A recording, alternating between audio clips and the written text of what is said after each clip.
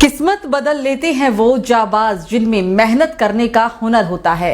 नमस्कार, डेली 24 भारत देख रहे हैं आप और मैं हूं आपके साथ सुरभि राजपूत।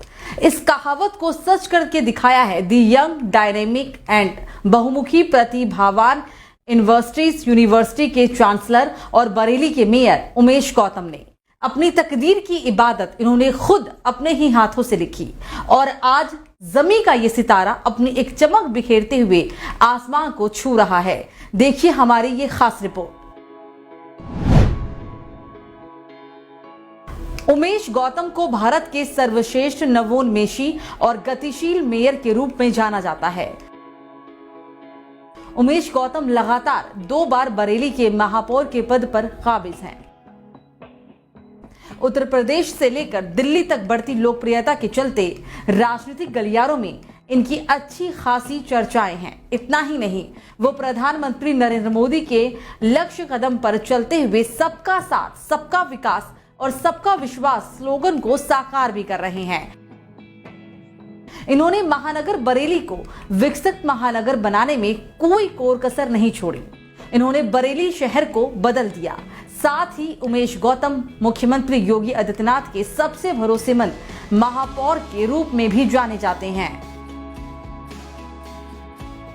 महापौर डॉक्टर गौतम यूनिवर्सिटी के चांसलर और मिशन हॉस्पिटल के अध्यक्ष भी हैं। उन्होंने यूनिवर्सिटीज ऑफ मैनेजमेंट स्टडीज में एक अध्यक्ष के रूप में अपनी यात्रा शुरू की। आज का युवा इनका दीवाना है। अक्सर इनके कार्यक्रम में युवाओं की भारी भीड़ उमड़ती है। इनके साथ फोटो खिंचवाने के लिए लोग बेताब रहते हैं। इनकी पर्सनैलिटी किसी सेलिब्रिटी से कम नहीं है। ये जहां जाते हैं छा जाते हैं। युवा इनको सुनना भी बेहद पसंद करते हैं। इनका अनोखा अंदाज इन्हें औरों से अलग बनाता है और ये काफी खुशमिजाज शख्सियत में भी आते हैं।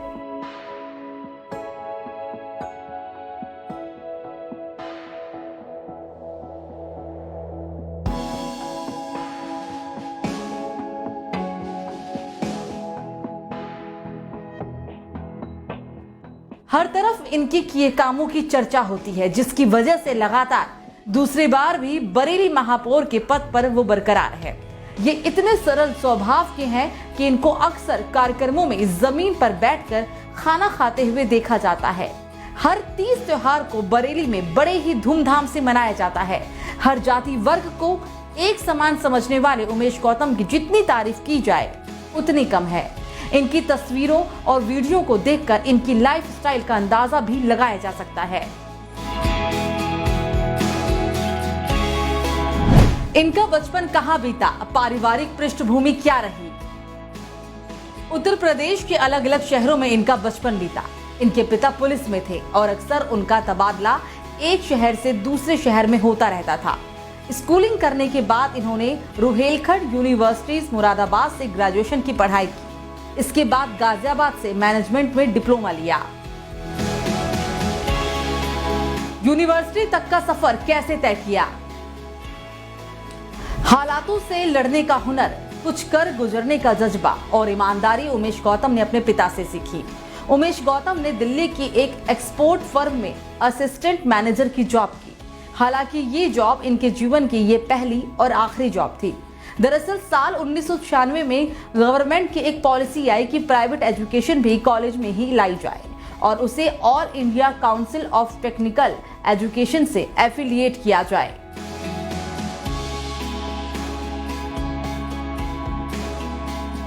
दो कमरों से हुई यूनिवर्सिटीज इंस्टीट्यूट की शुरुआत। 2 साल बाद 1998 में बरेली के सिविल लाइंस में 2 कमरों में universities institute of management studies की शुरुआत की गई। आज उसी जगह इनका कार्यालय है। फिर इन्होंने लखनऊ रोड पर इंजीनियरिंग कॉलेज की शुरुआत की। फिर साल 2010 में यूनिवर्सिटीज इंस्टीट्यूट को यूनिवर्सिटी में तब्दील कर दिया।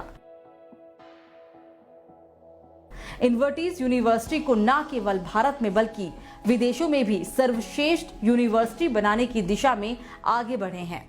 अपने प्लेसमेंट पर ध्यान रखते हुए छात्रों को दुनिया भर में शीर्ष पदों पर भेजा है और साथ ही कई छात्र आज विदेशों में काम भी कर रहे हैं। एक कहावत जो उमेश गौतम पर बिल्कुल सटीक बैठती है कि सफलता वो नहीं जो आपके पीछे आती है, बल्कि वो जिसके पीछे आप भागते हो। क्यों राजनीति में आने का लिया फैसला? ब्रज क्षेत्र के सबसे बड़े गढ़ बरेली के महापौर उमेश गौतम का कहना है कि इन्होंने बाय चांस राजनीति में कदम रख दिया। वो कभी राजनीति में नहीं आना चाहते थे, लेकिन कुछ सियासतदानों और अफसरशाहों ने उन्हें राजनीति में उतरने पर मजबूर कर दिया था। बस यहीं से शुरू हुई उमेश गौतम के संघर्ष की कहानी। राजनीति का सफर किस पार्टी से शुरू किया? बस इसी कहानी के बाद से उमेश गौतम ने बच्चों के भविष्य की चिंता को लेकर राजनीति में आने का फैसला ले लिया। उमेश गौतम की रुचि शुरुआत से ही बीजेपी में रही।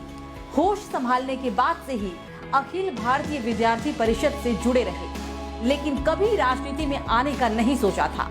साल 2014 में पहली बार अमित शाह से मिले थे। उस समय अमित शाह राष्ट्रीय अध्यक्ष का पदभार संभाल रहे थे। अमित शाह से मिलने के बाद उमेश कुमार ने लोकसभा चुनाव लड़ने की अपील की, लेकिन यहाँ उनकी किस्मत में सफलता की सीढ़ी में कठिनाइयां लिखी थी, क्योंकि अमित शाह किसी और को चुनाव लड़ाने के पक्ष में थे। जिसके बाद उमेश गौतम ने बसपा का दामन थामा और चुनाव लड़ा, जिसमें उन्हें मायूसी हाथ लगी। इसके बाद बीजेपी का दामन थाम लिया और 3 साल बाद पार्टी ने इन पर भरोसा भी जताया।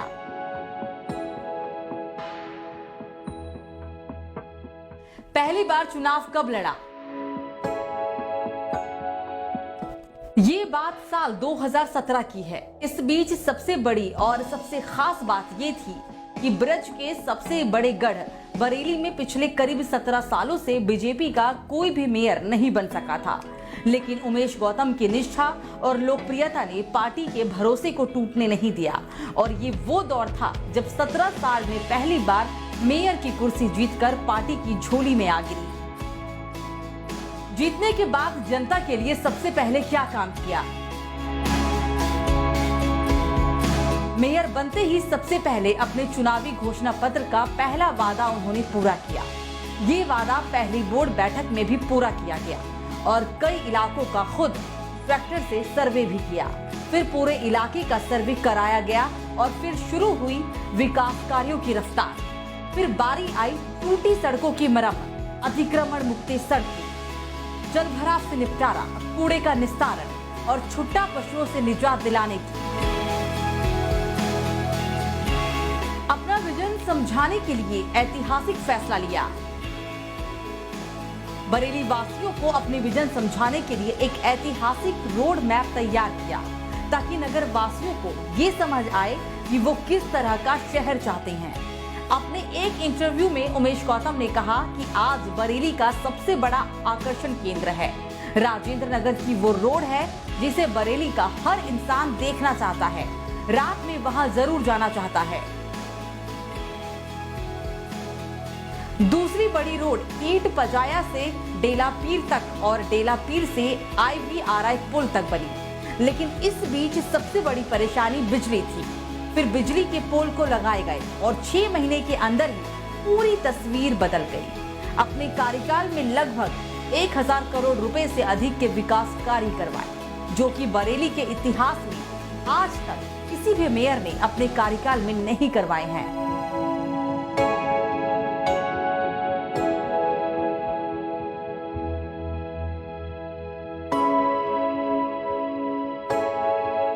बरेली के महापौर उमेश गौतम का कहना है कि वो बरेली को जब तक स्मार्ट सिटी नहीं बना देते तब तक वो लगातार प्रयास करते रहेंगे। प्रधानमंत्री नरेंद्र मोदी और मुख्यमंत्री योगी आदित्यनाथ के अथक प्रयासों को पूरा करते रहेंगे। जनता से किए तमाम वादे को पूरा किया जाएगा।